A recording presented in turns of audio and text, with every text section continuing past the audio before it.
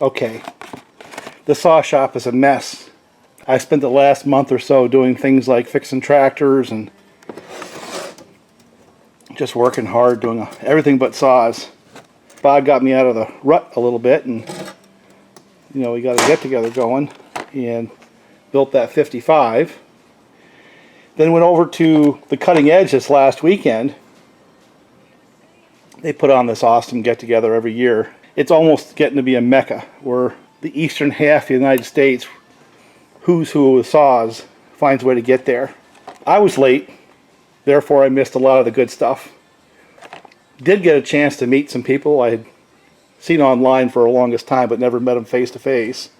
Some pretty impressive individuals, plus the regulars that are my friends. You know who you are. And a fellow came out from Oregon and introduced this concept, a new product line called SpeedCut. And I gotta tell you, I've been running the saw a little bit, and on the 55 I did some video back there on, I guess it was Monday or so, the first day I got back, and I just keep struggling with how to describe it. So what is this stuff? It's the new Oregon SpeedCut technology that they've offered into the marketplace, and it consists of a bar and chain system. I'm going to fold in video. I might even make a second video. I'm not quite sure how this is going to play just yet, where I filmed an interview with the Oregon marketing fellow who described it quite well because it's their stuff. But you have this laminate bar where the two outer halves are made of steel. The core is made of aluminum, so it's a sandwich. Two pieces of steel sandwiching a piece of aluminum, and it's held together with glue. So there's a weight reduction as compared to a conventional bar like this. This one here is one piece of steel where they actually have to mill that slot. And of course this is another one where it's a lightweight bar and it's got that slot that's machined into a piece of steel. Well, this one here, it's a sandwich. That's how they got it. It does not have a replaceable tip as these do. So, you know, okay, it's not an expensive bar.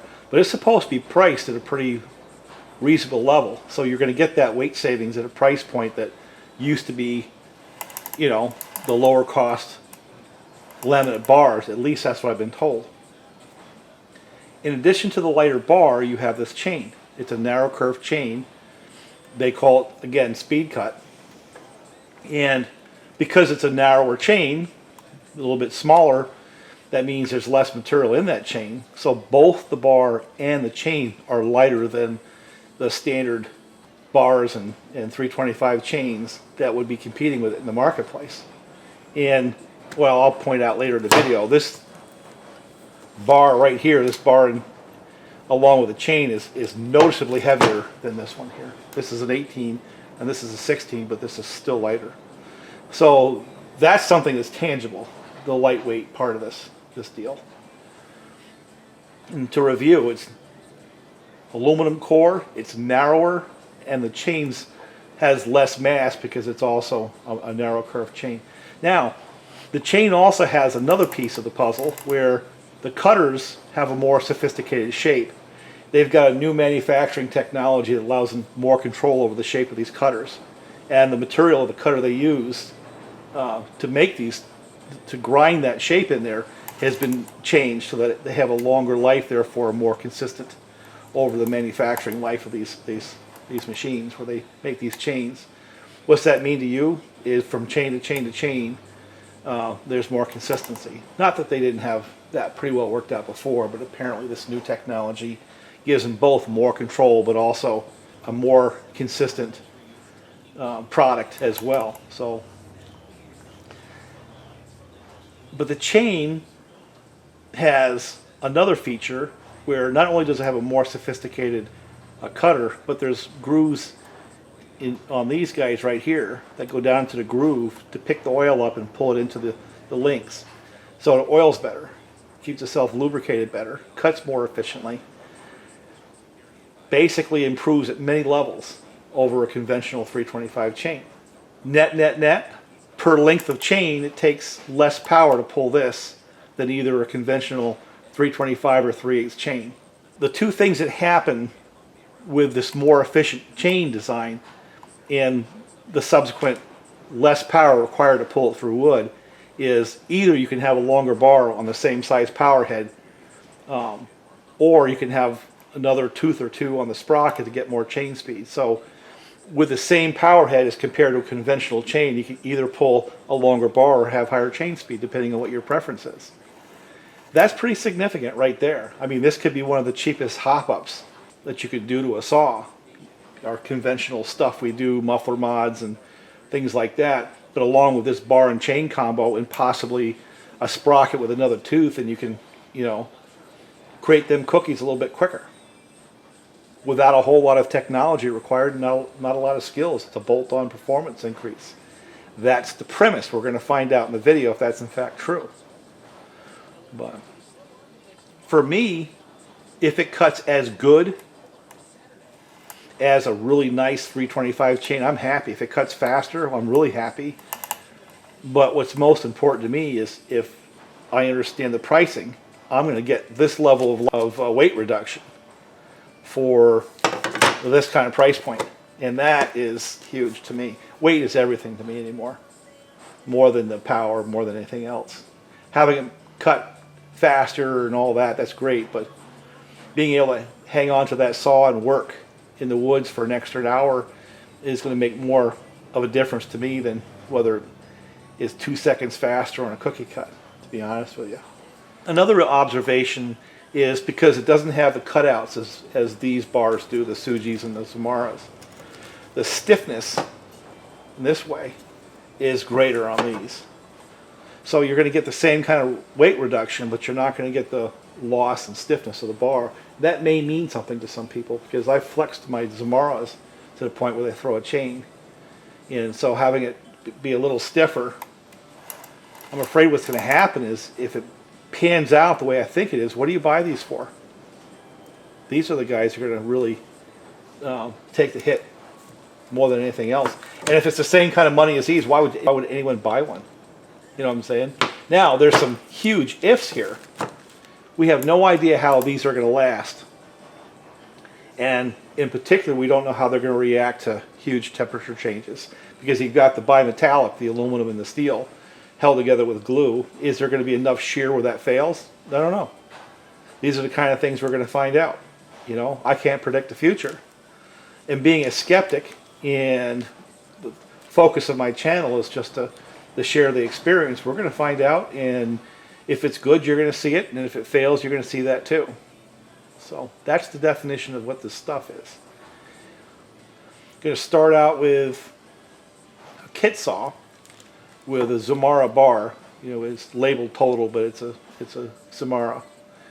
And the reason I threw that in there is because it gets into price performance, where the kit saw doesn't cost very much. And also the 55 doesn't cost very much. So we're going to start entering into that gray zone of, okay, you want to spend a few bucks, which direction do you want to go? A pile of junk with all OEM parts topped off with something like this, or a kit saw topped off with something like this. And that's, I'm not going to try to make a comparison. I'm just going to show the stuff and let you guys decide, you know, which direction makes more sense to you.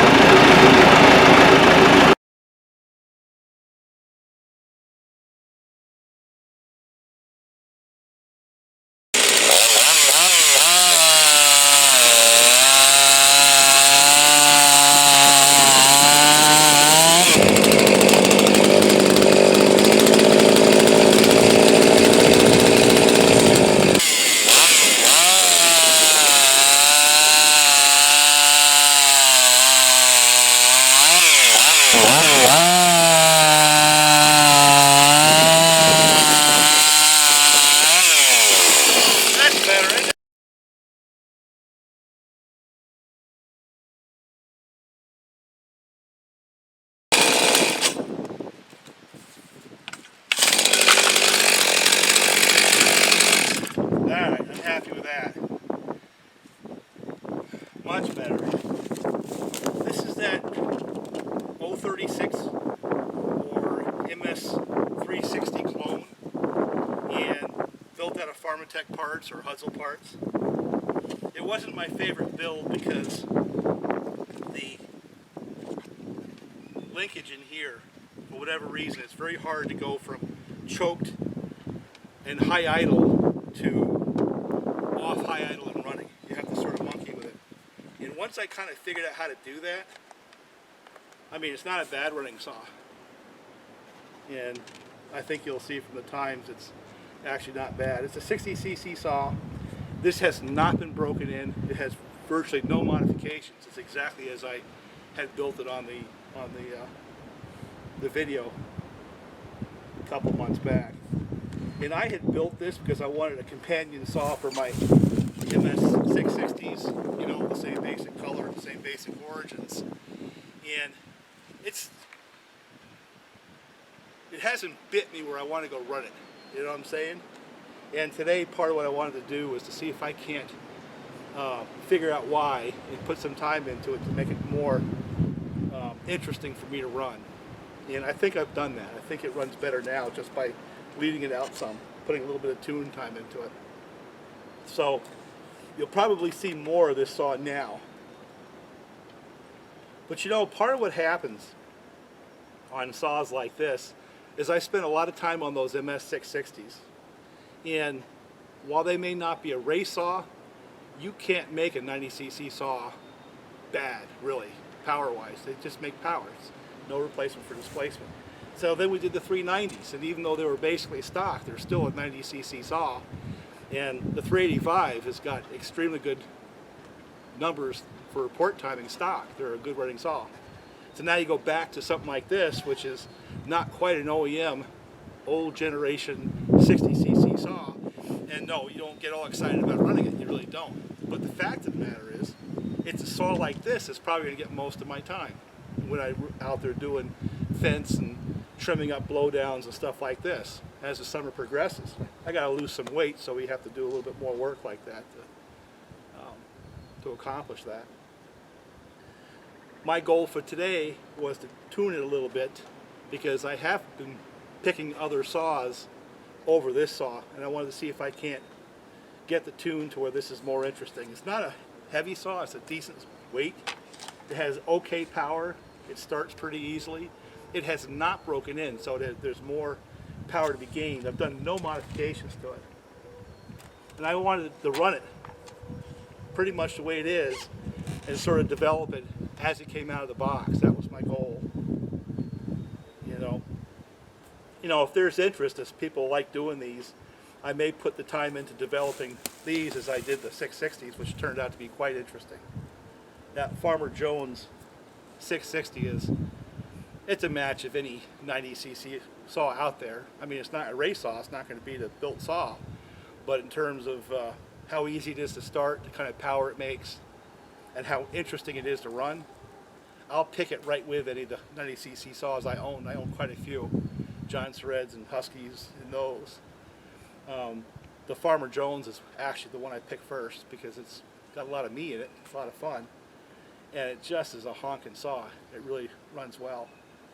And I would like to see if I can work that saw into the same level of acceptance. That's part of the goal here.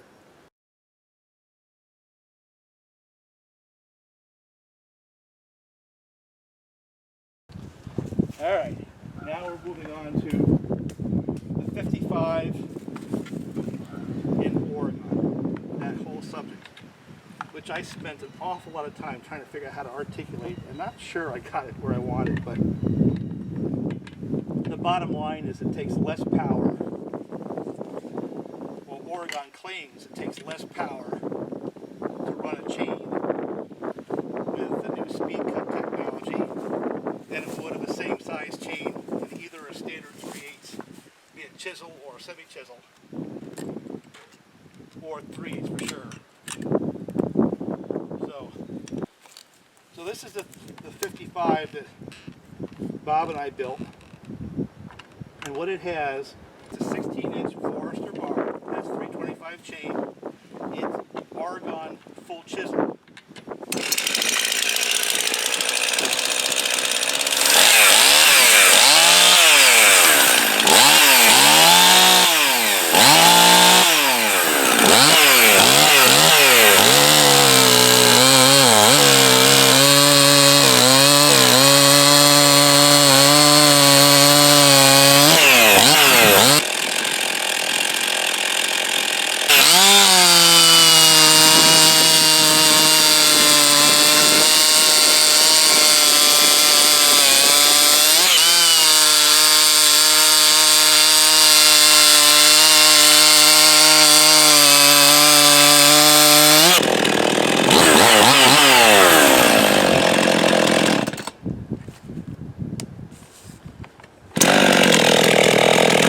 Alright, I'm going to change that bar and chain over to the Oregon SpeedCut. Let's see if we have a difference in the cut times.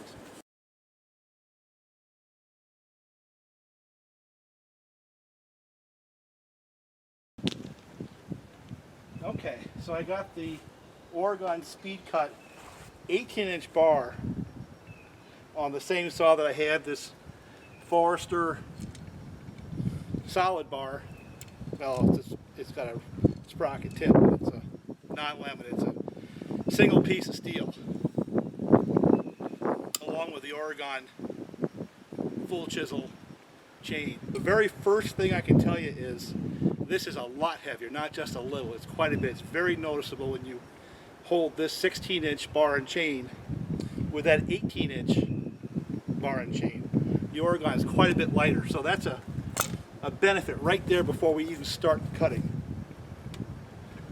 So now, with 2 inches more bar length, am I going to get the same kind of cut speed as I did with that 16?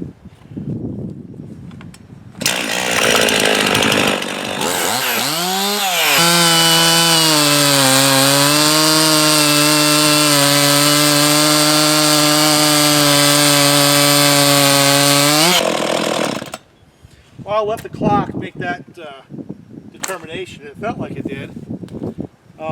One thing I can tell you is you really do notice the lightweight. That saw feels a lot lighter. Even if it may be a half a pound, it feels a lot lighter than that because of the location of the weight change.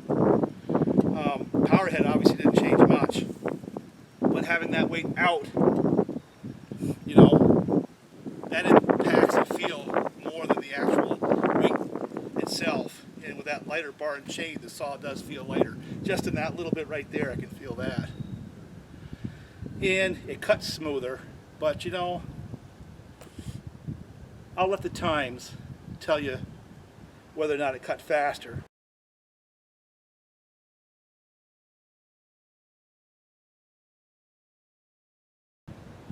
Just for kicks though, I think we need to run the 90.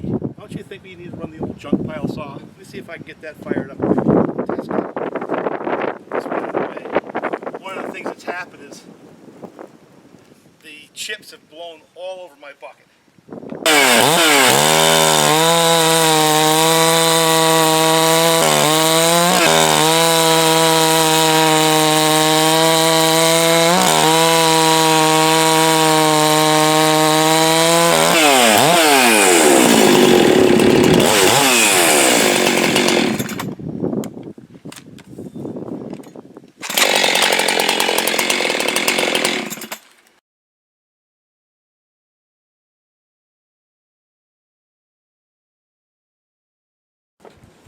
You see, that's the problem. You know, that's the problem with the whole channel and doing videos like this. I really can't do justice to the 55 when that's been my experience in the near term for the last couple of months. You know, imagine this saw with one of those laminate bars. You know, take a half a pound off of this saw.